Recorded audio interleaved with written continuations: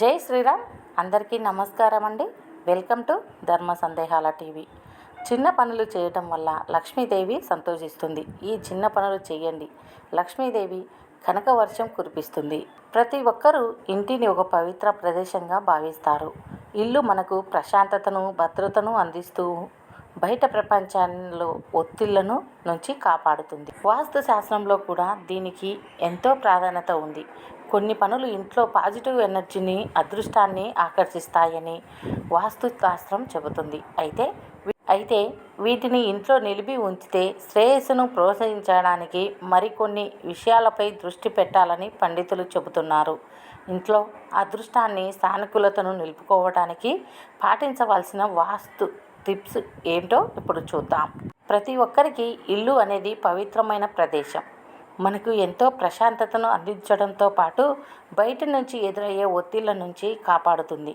కొన్ని పనులు చేయడం ద్వారా ఇంట్లో పాజిటివ్ ఎనర్జీని, అదృష్టాన్ని తీసుకురావచ్చని వాస్తు చెబుతుంది. వాస్తు శాస్త్రం ప్రకారం ఇంట్లో విండ్ చైన్స్, నెమలికలు, వెదురు ముక్క లాంటి వస్తువులను ఉంచాలి.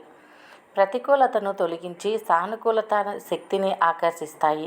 ఇంటికి ఆగ్నేయ మూలలో ఎదురు మొక్కను నాటాలి. మీరు ఇల్లు తుడిచేటప్పుడు, అంటే తడిబట్ట పెట్టేటప్పుడు ఉప్పుతో ఇంటిని తరచుగా శుభ్రం చేస్తూ ఉండాలి. ఉప్పు ప్రతికూల శక్తిని గ్రహించి ఇంటి నుంచి బయటకు పంపిస్తుంది. ప్రతి గది మూల చిటికెడు ఉప్పు చల్లి ఒక రోజు గడిచిన తర్వాత తడిబట్ట పెట్టి తుడిచేయాలి. అలాగే నిత్యం ఉదయం పూట ప్రార్థన లేదంటే ధ్యానం చేయాలి. ఇలా చేస్తే ఇంట్లో నెగిటివ్ ఎనర్జీ పోయి పాజిటివ్ ఎనర్జీ వస్తుంది. ఇంటికి ప్రతికూల శక్తి వస్తుంది. లక్ష్మీదేవి మీ ఇంట్లోకి ప్రవేశిస్తుంది. ఇంట్లో వాతావరణం ఆహ్లాదకరంగా ఉంచటానికి దీపం వెలిగించాలి. ప్రవేశ ద్వారం వద్ద అద్దాన్ని ఎదురుగా ఉంచొద్దు. ఇది శక్తిని తిరిగి బౌన్స్ చేస్తుంది. ఇంట్లోకి సానుకూల శక్తి రాకుండా నిరోధించే అవకాశం ఉంటుంది. ఫిష్ ట్యాంక్ లేదంటే వాటర్ ఫౌంటైన్ పెడితే సంపదను, ఆనందాన్ని ఆకర్షిస్తాయి. వీటిలో నీరు సాఫీగా ప్రవహించేలా, శుభ్రంగా ఉంచేలాగా చూడటం ముఖ్యం.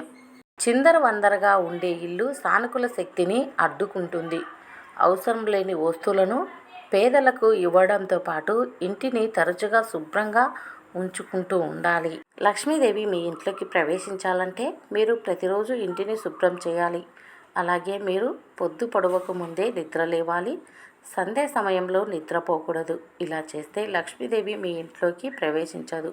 అందుకే ప్రతి ఒక్కరూ ఇంటిని శుభ్రంగా ఉంచుకోవాలి. అలాగే ఇంట్లో లక్ష్మీదేవి వచ్చేలాగా అన్ని పూజలు, వ్రతాలు చేసుకుంటూ ఉండాలి. శుక్రవారం రోజు ముఖ్యంగా లక్ష్మీదేవి పూజ చేసుకుంటే ఆర్థిక సమస్య నుంచి బయటికి వస్తారు. మేము చేసే వీడియోస్ మీకు నోటిఫికేషన్గా రావాలంటే సబ్స్క్రైబ్ చేసి పక్కనే ఉన్న బెల్ బటన్లో ఆల్ ఆప్షన్ ప్రెస్ చేయండి.